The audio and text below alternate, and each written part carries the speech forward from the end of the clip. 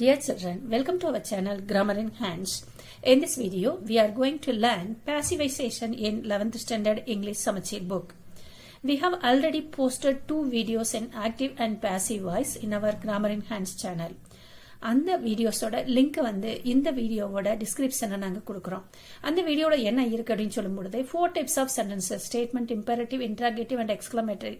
அதுல எந்த விதமான சென்டென்ஸா இருந்தாலும் how can we change from active to passive voice, what are the rules we have to follow அப்படிங்கறத பத்திய டீடைல்டான வீடியோஸ் தான் அதெல்லாம் we have discussed some examples in 10th standard English Samachir book in that videos. இப்போ இந்த வீடியோல நம்ம வந்து என்ன பார்க்க போறோம்னா passivization-னா என்ன, some more things we are going to learn in this video. Let us get into the video. See, here they have given one example. I speak English every day. We use the passive form to say what happens to people and things, or to say what is done to them. ஒரு people அல்லது thingsக்கு வந்து என்ன நடக்குது அல்லது என்ன செய்யப்பட்டது அப்படிங்கறத பத்தி பேசுறதுக்கு தான் நம்ம வந்து passive voice யூஸ் பண்ணுவோம். நமக்கு தெரியும் active voice அப்படிங்கிறது வந்து subject doer of the action ஆ இருக்கும். passive voiceல அந்த ஆப்ஜெக்ட்டுக்கு என்ன நடந்தது அப்படிங்கறத பத்தி பேசுறது தான் வந்து passive voice. இந்த இடத்துல I speak English every day சொல்லும் பொழுது இங்க சப்ஜெக்ட்டுக்கு வந்து subject is the doer of the action.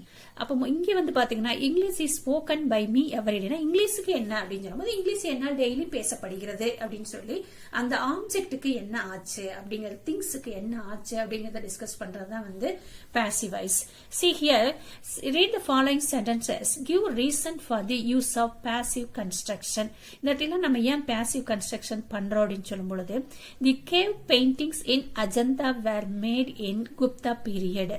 அப்ப குப்தா பீரியட்ல வந்து நமக்கு தெரியும் குகை வரைபடங்கள், குகை ஓவியங்கள் சொல்லும் இல்லையா, அதையெல்லாம் வந்து அஜந்தா பீரியட்ல, குப்தா பீரியட்ல அஜந்தா ஓவியங்கள், அஜந்தா குகை ஓவியங்கள் வரையப்பட்டதுன்னு சொல்றாங்க. when the doer of the action is unknown, that is impersonal passive. அப்ப impersonal passive அப்படிங்கிறது நம்ம எங்க யூஸ் பண்றோம்னு கேட்டீங்கன்னா வந்து சப்ஜெக்ட வந்து நம்ம வந்து டைரக்டா சொல்லிருக்க மாட்டாங்க, டைரக்ட் இருக்காது, அடுத்து ஹிடனா இருக்கும். அந்த மாதிரி சமயங்கள்ல நம்ம வந்து impersonal passive அப்படின்னா அந்த பர்சனை வந்து இல்லாம காமிச்சிருப்பாங்க, சப்ஜெக்ட் இல்லாம இருக்கும். இப்ப இந்த இடத்துல குப்தா பீரியட்ல அஜந்தா குகை ஓவியங்கள் வந்து உருவாக்கப்பட்டன சொல்றாங்களே தவிர குப்தர்கள் உருவாக்கினார்கள் சொல்லி சப்ஜெக்ட் இல்ல. Here waste is collected from garbage containers on the streets கொடுத்திருக்காங்க. when the doer of the action is irrelevant. இந்த இடத்துல அதே மாதிரி தான் கார்பேஜ்ல வந்து கார்பேஜ் கண்டெய்னர்ஸ்ல இருந்து வேஸ்ட் எல்லாம் வந்து கலெக்ட் பண்ணப்படுகிறது. தெருவில் இருக்கிற வேஸ்ட் எல்லாம் கார்பேஜ் கண்டெய்னர்ஸ்ல இருக்கு, அதை வந்து கலெக்ட் பண்ணப்படுகிறதுன்னு சொல்லும்போது here also doer of the action யார் கலெக்ட் பண்றாங்க அப்படிங்கிறது இல்ல. Ground level ozone and fine particles are release in the air சொல்லிக்கிறாங்க. அப்ப வந்து கிரவுண்ட் லெவல் ஓசோனும் ஃபைன் பார்ட்டிகல்ஸ் வந்து ஏர்ல, அட்மாஸ்பியரிக் ஏர்ல ரிலீஸ் பண்ணப்படுகிறதுன்னு தான் சொல்றாங்களே தவிர இங்கே டூயர் ஆஃப் த ஆக்ஷன் இல்ல. அப்ப when a general truth is being stated, இது ஒரு ஜெனரலான ஒரு ட்ரூத், இந்த இடத்துலயுமே டூயர் இல்ல.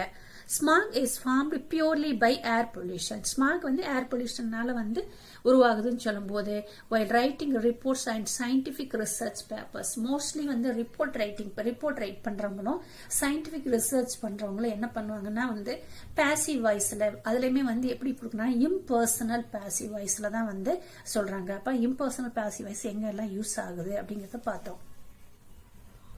இதனால எக்ஸ்பிளைன் பண்ணணும்னு சொல்லும்போது impersonal passive voice எங்க யூஸ் ஆகுனா if we want to be more formal in speech or writing, we can use impersonal passive voice. நம்ம வந்து ஸ்பீச்லயோ பேசும்பொழுதோ ரைட் பண்ணும்போது ஃபார்மலா இருக்கணும் அப்படின்னு நினைக்கும் பொழுது நம்ம வந்து impersonal passive voice யூஸ் பண்ணுவோம். அதெல்லாம் it is used when one doesn't want to or is unable to cite legitimate sources what you are saying. நம்மளுக்கு வந்து we don't know exact source, exact person தெரியல, பட் அதோட கருத்து தெரியுது, என்ன சொன்னாங்கன்னு தெரியுதுன்னு சொல்லும் பொழுது நம்ம என்ன யூஸ் பண்ணா impersonal passive voice. அதை எப்படி ஆரம்பிக்கணும்னா it is said. அப்ப it is said corona is spreading very fast அப்படி சொல்லும் பொழுது யாரு சொன்னாங்கன்னு நம்ம சொல்லல, யாரு வந்து அத்தாரிட்டி சொன்னாங்களா, டாக்டர் சொல்றாங்களா, இல்ல டிவி நியூஸ்ல சொன்னாங்களான்னு சொல்லாம கொரோனால வந்து வேகமா பரவுதுன்னு சொல்லப்படுகிறது அப்படின்னு சொல்றோம். அப்ப அந்த இடத்துல we don't want to mention the subject. அந்த மாதிரி இடங்கள்ல we are using impersonal passive voice. Next, shall we discuss some examples in 11th standard English? See, in your book page number 78 they have given this exercise. First one B1, change the voice of the following sentences. They have given some sentences. Some are in active voice and some are in passive voice. நம்ம activeல இருந்தா passiveக்கும் passiveல இருந்தா activeக்கும் use மாத்தணும், change பண்ணணும். The first one, Muhammad follows the rules. Who follows the rules? Muhammad. அப்ப சப்ஜெக்டே வந்து உங்களுக்கு doer of the actionே வந்து முன்னாடி வந்திருக்கு. அப்ப இது என்னதுன்னா வந்து ஆக்டிவ் வாய்ஸ். அப்ப பாசிவ் வாய்ஸ்ல வந்து பை வரும். பை இருந்ததுன்னா அதை பாசிவ் வாய்ஸ் எழுதிடலாம். ஆனா இம்பர்சனல் பாசிவ் வாய்ஸ்ல வந்து பை இருக்காது. அப்ப அந்த இடத்துல யூ ஹாவ் டு டிசைட். ரெண்டு விஷயங்களை வச்சு டிசைட் பண்ணலாம். சப்ஜெக்ட் வந்து டூயர் ஆஃப் த ஆக்ஷன், அவங்க வந்து முதல்ல வந்திருக்காங்களா அதை பார்க்கும்பொழுது ஆக்டிவ் வாய்ஸ் சொல்லலாம். ஆப்ஜெக்ட் முன்னாடி வந்துச்சுன்னு சொன்னோம்னா பாசிவ் வாய்ஸ் சொல்லலாம். அல்லது வேர்போட பேட்டர்னை வச்சு சொல்லலாம். வேர்பு நம்மளுக்கு டென்ஸ் இருக்கு இல்லையா, 12 டென்சஸ் இருக்குது. அதுல சில டென்சஸ்க்கு வந்து பாசிவ் வாய்ஸ் இல்ல. அப்ப அதர் டென்சஸோட ஃபார்மேட்டை வச்சு நம்ம என்ன பண்ணிக்கலாம், கொடுத்துருக்கிறது ஆக்டிவ் வாய்ஸா பாசிவ் வாய்ஸான்னு கண்டுபிடிச்சிட்டு ஒன் வாய்ஸ்ல இருந்து இன்னொரு வாய்ஸ்க்கு சேஞ்ச் பண்ணலாம். இதுல வந்து முகமது வந்து சப்ஜெக்ட் வந்து அந்த ஒர்க் செய்யறதா சொன்னதுனால இது ஆக்டிவ் வாய்ஸ்ல இருக்குது. So we have to change it into passive voice. அதுக்கு போறதுக்கு முன்னாடி we have to identify which is subject Muhammad, what is the object, the rules. அப்ப இது ரெண்டும் நம்ம வந்து சேஞ்ச் பண்ணணும். அப்ப இந்த ரூல்ஸ் முன்னாடி வந்துரு, முகமது வந்து பின்னாடி போய் பை முகமது ஆயிருது. நெக்ஸ்ட் வேர்ப் பார்க்கணும். வேர்ப் என்ன டென்ஸ்ல இருக்குன்னா ஃபாலோஸ். ஃபாலோஸ் அப்படிங்கிறது என்னன்னு கேட்டீங்கன்னா சிம்பிள் பிரசன்ட் டென்ஸ். நம்ம இதுக்கு முந்தின வீடியோல எல்லாம் வந்து ஒரு டேபிளர் ஃபார்மேட்ல நம்ம வந்து கொடுத்துருக்கோம். என்னென்ன சேஞ்ச் எப்படி ஆகும் அப்படிங்கறத கொடுத்துட்டு இங்க பாத்தீங்கன்னா சிம்பிள் பிரசன்ட் டென்ஸ் அப்படின்னு சொல்லும் போது ஆக்டிவ் வாய்ஸ்ல ஒரு வேர்ப் மட்டுமோ அல்லது வேர்பு கூட எஸ் அல்லது வேர்பு கூட இஎஸ் இருக்கும். இதே பாசிவ் வாய்ஸ் போகும்போது இஸ், அதாவது சிங்குலரா இருந்தா இஸ் போடுவோம், ப்ளூரலா இருந்தா ஆர் போட்டு பிளஸ் பிபினா பாஸ்ட் பார்ட்டிசிபிள். உங்களுக்கு பாசிவ் வாய்ஸ்ல என்னவா இருந்தாலும் அது மாத்தும் பொழுது அது past participle third form of the வேர்ப்ல தான் வந்து முடியும். இப்ப இங்க எடுத்துக்கிட்டு பார்க்கும்போது உங்களுக்கு என்ன கொடுத்திருக்காங்க கேட்டீங்கன்னா வேர்ப் என்ன கொடுத்திருக்காங்க, ஃபாலோஸ். அப்ப என்ன பண்ணணும், ரூல்ஸ்ங்கிறது ப்ளூரல். அப்ப இஸ் போடலாமா ஆர் போடலாமா அப்படின்னு சொல்லும் போது என்ன போடணும், ஆர் போடணும். அப்ப ஃபாலோவோட பாஸ்ட் பார்ட்டிசிபிள் என்னது, ஃபாலோ, ஃபாலோடு, ஃபாலோடு. அப்ப R followed. The rules are followed by Mohammed கொடுத்திருக்காங்க. அந்த நெக்ஸ்ட் ஒன், செகண்ட் ஒன், மோகன் ஹேஸ் கம்ப்ளீட்டட் தி கோர்ஸ். மோகன் ஹேஸ் கம்ப்ளீட்டட் த கோர்ஸ். யார் கம்ப்ளீட் பண்ணா, மோகன். எதை கம்ப்ளீட் பண்ணா, கோர்ஸ். அப்ப this is the subject, this is the object. அப்ப சப்ஜெக்ட் வெர்ப் ஆப்ஜெக்ட் ஃபார்ம்ல வந்ததுனால இது ஆக்டிவ் வாய்ஸ்ல இருக்குன்னு சொல்லி நம்ம தெரிஞ்சுக்கலாம் இல்லையா. நெக்ஸ்ட் என்ன கொடுத்திருக்காங்க, அதை வந்து எப்படி மாத்தலாம்னு சொல்லும் போது ஆப்ஜெக்ட் முன்னாடி போயிருது, தி கோர்ஸ் முன்னாடி போயிருது. ரைட். நெக்ஸ்ட் வெர்ப் சேஞ்ச் பண்ணணும். வெர்ப் வந்து ஹேஸ் கம்ப்ளீட்டட் அப்படின்னு சொல்லி பிரசன்ட் பெர்ஃபெக்ட் டென்ஸ்ல இருக்கு. அது எந்த பெர்ஃபெக்ட் டென்ஸா இருந்தாலும், ஃபியூச்சர் பிரசன்ட் பெர்ஃபெக்டா இருந்தாலும், பாஸ்ட் பெர்ஃபெக்ட் டென்ஸ் இருந்தாலும் அதோட ஃபார்மேட் என்னன்னா வந்து பிரசன்ட் பெர்ஃபெக்ட்னா ஹேஸ் அல்லது ஹேவ் பிளஸ் பாஸ்ட் பார்ட்டிசிபிள்னு இருக்கும். பாசிவ் போகும்போது ஹேஸ் அல்லது ஹேவ் கூட பீன் போட்டு பாஸ்ட் பார்ட்டிசிபிள் போடணும். இதே பாஸ்ட் பெர்ஃபெக்ட்னா ஹேட் பிளஸ் பாஸ்ட் பார்ட்டிசிபிள்னு இருக்கு. பாசிவ் போகும்போது ஹேட் போட்டு பீன், அதாவது ஆக்டிவ் வாய்ஸ்ல இருந்து பாசிவ் வாய்ஸ் போகும்பொழுது அது பெர்ஃபெக்ட் டென்ஸா இருந்தா இன் பிட்வீன் மட்டும் பீன் மட்டும் போட்டா போதும். அப்ப இங்க வெர்ப் என்ன இருக்குது, ஹேஸ் கம்ப்ளீட்டட் இருக்கு. அப்ப இன் பிட்வீன் பீன் போட்டா என்ன ஆயிரு, ஹேஸ் பீன் கம்ப்ளீட்டட் பை மோகன். ரைட். சப்போஸ் இதுல என்ன ஒரு சேஞ்ச்னா மோகன் ஹேஸ் கம்ப்ளீட்டட் தி கோர்ஸ் போலாம், மோகன் ஹேஸ் கம்ப்ளீட்டட் மெனி கோர்சஸ் போட்டிருந்தாங்கன்னு வச்சுக்கோங்க. அப்ப மெனி கோர்சஸ்ங்கிறது வந்து உங்களுக்கு முன்னாடி வந்துடும். அப்ப மெனி கோர்சஸ் சொல்லும் போது அது ப்ளூரல். அந்த இடத்துல நீ ஹேஸ் பீன் கம்ப்ளீட்டட் போடாம என்ன போடணும், ஹேவ் பீன் கம்ப்ளீட்டட் போடணும். அதையும் கொஞ்சம் லிசன் பண்ணி எழுதணும். அந்த next one, Magdalene is singing the prayer. அப்ப ஹூ இஸ் சிங்கிங், மெகடலின். எதை பாடுறாங்க, பிரேயரை. அப்ப சப்ஜெக்ட் வெர்ப் ஆப்ஜெக்ட் ஃபார்ம்ல இருக்கறனால கொடுத்திருக்கிறது என்ன ஸ்பீச்ல இருக்குன்னு நம்ம தெரிஞ்சுக்கலாம். கொடுத்திருக்கிறது வந்து ஆக்டிவ் வாய்ஸ்ல இருக்குது. அப்ப இதுக்குரிய பாசிவ் வாய்ஸ் என்ன அப்படின்னு சொல்லும் போது அதுக்கு நம்ம டேபிள்ல பாத்தீங்கன்னா என்ன இருக்குன்னு கேட்டீங்கன்னா, கண்டினியூஸ் டென்ஸ்னாவே என்னன்னா பீயிங் போட்டு பிபி போடணும். அப்ப பிரசன்ட் கண்டினியூஸ்னா ஆம் ஆர் இஸ் அல்லது ஆர் போட்டு வெர்பு கூட எஞ்சி சேர்த்திருப்பாங்க. பாஸ்ட் கண்டினியூஸ்னா வாஸ் அல்லது வேர் போட்டு வெர்பு கூட எஞ்சி சேர்த்திருப்பாங்க. என்னவா இருந்தாலும் பிரசன்ட்னாலும் சரி பாஸ்டா இருந்தாலும் சரி பாசிவ் வாய்ஸ் வரும்போது பீயிங் போட்டு பாஸ்ட் பார்ட்டிசிபிள் போடணும். இப்போ நம்மளுக்கு ஆன்சர் என்னமா கிடைக்கும், ஃபர்ஸ்ட் வந்து ஆப்ஜெக்ட் தூக்கி போடுவோம், தி பிரேயர் இஸ் சிங்கிங் அப்படிங்கிறது எப்படி போடணும், is being plus past participle போடுவோம் இல்லையா, அதாவது am or is are verb plus ing இது present continuous tense ஓட active voice, passive voiceல is or are போட்டு being போட்டு past participle போடணும். அப்ப நம்ம வந்து இங்க ப்ரேயர்ங்கிறது சிங்குலர்னால இஸ்க்கு இஸ் அப்படியே போட்டுக்கிட்டோம். நெக்ஸ்ட் பீயிங் போடணும். பீயிங் போட்டாச்சு. சிங்கிங்கோட தேர்ட் ஃபார்ம் அதாவது பாஸ்ட் பார்ட்டிசிபிள் என்னன்னு கேட்டேன்னா சிங், சாங், சங் இல்லையா? அப்ப the prayer is being sung by Magdalene போட்டோம். அந்த next one C who wrote this complaint. இது வந்து என்னன்னு பார்த்தாவே தெரியுது, இன்ட்ராகேட்டிவ் கொஸ்டின் சென்டென்ஸ். அப்ப கொஸ்டின் சென்டென்ஸ்னா என்ன பண்ண, ஹூங்கிறது வந்து பை ஹூம் ஆயிரும். ஹூங்கிறது பை ஹூம் போட்டு நெக்ஸ்ட் என்ன பண்ணணும்னா வந்து வேர்ப் பார்க்கணும். வேர்ப் என்னது, ரோட். ரோட் அப்படிங்கிறது என்னது, சிம்பிள் பாஸ்ட் டென்ஸ். அப்ப சிம்பிள் பாஸ்ட் டென்ஸ் அப்படின்னு சொல்லும் பொழுது அதை நம்ம எப்படி சேஞ்ச் பண்றோம் அப்படின்னு சொல்லி கேட்டீங்கன்னா வந்து சிம்பிள் பாஸ்ட் டென்ஸ்ல வந்து simply was are were plus past participle போடணும். சிங்குலரா இருந்தா அதாவது பாஸ்ட் டென்ஸ் சொல்லும் போது V2 ஃபார்ம் அதாவது வெர்போட பாஸ்ட் டென்ஸ் இருக்கும். பாசிவ் வாய்ஸ்க்கு வரும்போது வாஸ் அல்லது வேர் போட்டு பாஸ்ட் பார்ட்டிசிபிள் போடணும். வாஸ்னா சிங்குலருக்கு, வேர்னா ப்ளூரலுக்கு நம்மளுக்கு தெரியும். அப்ப இந்த ரோட் என்ன பண்றோம்னு கேட்டீங்கன்னா வந்து ஆப்ஜெக்ட பார்க்கணும். திஸ் கம்ப்ளைண்ட் கொடுத்துக்கிறாங்க. அப்ப ஆப்ஜெக்ட் வந்து என்னது, சிங்குலரா இருக்கிறதுனால வாஸ் போட்டு பாஸ்ட் பார்ட்டிசிபிள். அப்ப ரோட்டுக்கு என்னது, ரைட், ரோட், ரிட்டன் இல்லையா? அப்ப வாஸ் ரிட்டன் வச்சுக்கிட்டு கொஸ்டின்னாவே என்ன பண்ணணும், இன் பிட்வீன்ல ரெண்டுக்கு இன் பிட்வீன்ல தான் என்ன வரணும், ஆப்ஜெக்ட். அப்ப அதோட ஃபார்மேட் உங்களுக்கு எழுதி காமிக்கிற பாருங்க. See here children, question word போட்டுக்குவோம். அந்த ஹூவத்தை நம்ம என்னவா மாத்தி வச்சுக்கிறோம், பை ஹூம்னு போட்டோம். நெக்ஸ்ட் ஆக்சிலரி வெர்ப் அதாவது ஹெல்பிங் வெர்ப். இந்த இடத்துல ஹெல்பிங் வெர்ப் என்னது, வாஸ். நெக்ஸ்ட் என்னது, ஆப்ஜெக்ட். ஆப்ஜெக்ட் உங்களுக்கு என்ன கொடுத்திருக்காங்கன்னா திஸ் கம்ப்ளைண்ட். அப்ப ஆப்ஜெக்ட் அப்புறம் தான் என்ன பண்ணணும், மெயின் வெர்ப் அதாவது third form of the verb போட்டு பை போட்டு அப்புறம் நெக்ஸ்ட் சப்ஜெக்ட் போடணும். அந்த பை தான் வந்து இங்க பை ஹூம்க்கு வந்துருச்சு இல்லையா? அப்ப பை ஹூம் வாஸ் அதாவது நம்ம என்ன பண்ணிக்கிறோம்னு கேட்டீங்கன்னா வந்து இந்த ரோட்டை வந்து எப்படி பிரிச்சு வச்சுக்கிறோம், வாஸ் ரிட்டன் அப்படின்னு எழுதி வச்சுக்கிறோம். வாஸ் ரிட்டன் எழுதிட்டு அந்த ஆப்ஜெக்ட் என்னது, திஸ் கம்ப்ளைண்ட். என்னது, திஸ் கம்ப்ளைண்ட் எனக்கு இல்லமா, அந்த கம்ப்ளைண்ட கொண்டு போய் என்ன பண்ணோம்னா இது ரெண்டுக்கு இன் பிட்வீன்ல போட்டோம்னா by whom was this complaint written அப்படிங்கறது தான் வந்து ஆன்சர். அப்ப ஸ்டேட்மெண்ட்க்கு ஒரு மாதிரி, இம்பரேட்டிவ் அண்ட் இன்டராகேட்டிவ்க்கு ஒரு மாதிரி வரும். See, sixth one, may God bless you with happiness. இந்த இடத்துல என்னன்னா எக்ஸ்கிளமேட்டரி சென்டென்ஸ் வருது. வேர்புக்கு வந்து என்னன்னா பிளஸ்னா பி பிளஸ்ட் அவ்வளவுதான். அப்ப மே காட், மே யார் ஃபர்ஸ்ட் ஆப்ஜெக்ட் பின்னாடி போகணும் இல்லையா? யார் இந்த இடத்துல வந்து யூ, கடவுள்ங்கிறது that is God is the subject, you is the object. அப்ப ஆப்ஜெக்ட் முன்னாடி போயிடும். அப்ப மே யூ நெக்ஸ்ட் வேர்பு போடணும்.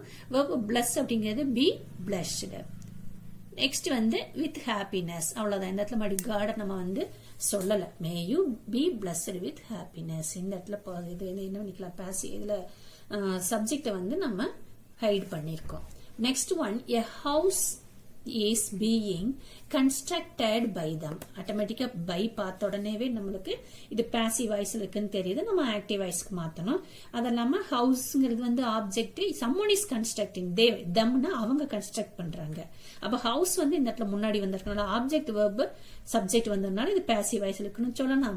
பை இருக்கறனால பாசிவ் வாய்ஸ்ல இருக்குன்னு சொல்லலாம்.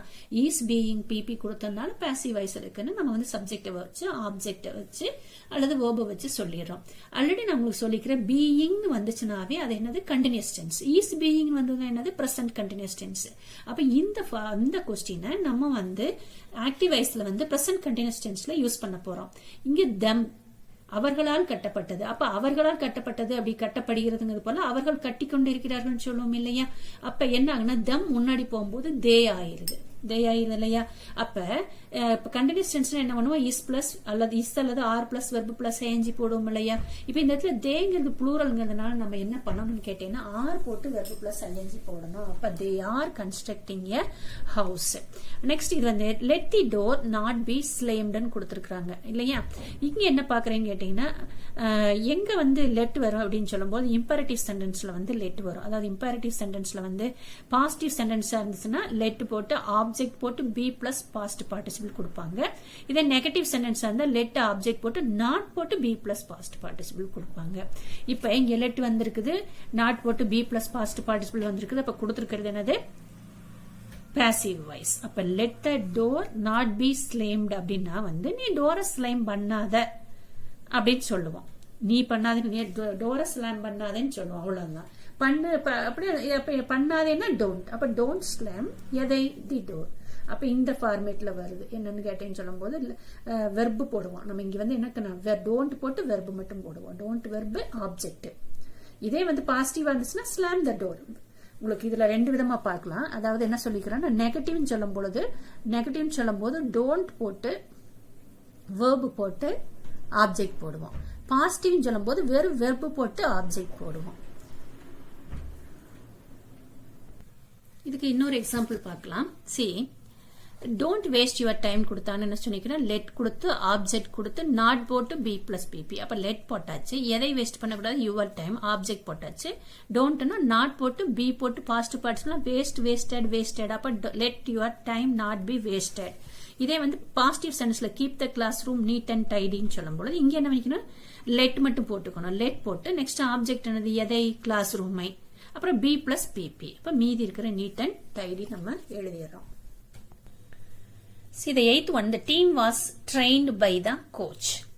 Here again object முன்னாடி வந்திருக்குது, by வந்திருக்குது, passive voice கொடுத்துக்கிறாங்க. நம்ம active voice மாத்த போகணும். சப்ஜெக்ட் எது, அதாவது டீம் வந்து கோச்சால் ட்ரெயின் பண்ண கொடுத்தது. அப்ப கோச் வந்து டீமுக்கு ட்ரைனிங் கொடுத்தார். was plus past participle வந்துச்சுன்னா active voiceல வெறும் simple past tense வரும். அப்ப trained.